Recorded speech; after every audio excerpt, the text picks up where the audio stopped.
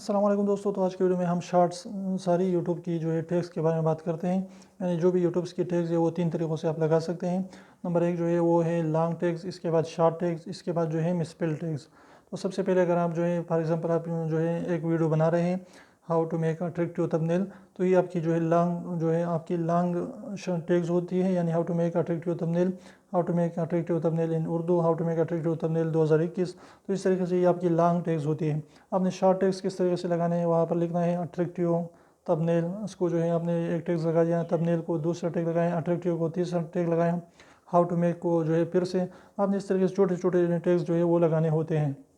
इसके बाद आपने मिसस्पेल यानी थंबनेल की स्पेलिंग को थोड़ी सी चेंज कर ली, क्योंकि वो भी लोग सर्च कर देते हैं। वो भी अगर आपकी तरह सर्च करेंगे तो आपकी वीडियो ज़रूर वायरल होगी, वो भी सर्च में आ जाएगी। तो इस तरीके से इन तीन ट्रिक्स को लगाकर इंशाल्लाह आपकी वीडियो ज़रूर वायरल होगी।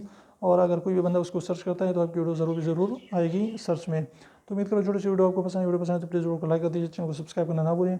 और एडवाइस सब्सक्राइब को ज़रूर दबाएं, बिल्कुल फ्री है, एक भी इसका पैसा नहीं लगता। तो अब एक सेकंड निकाल के उसको प्रेस कर लीजिए।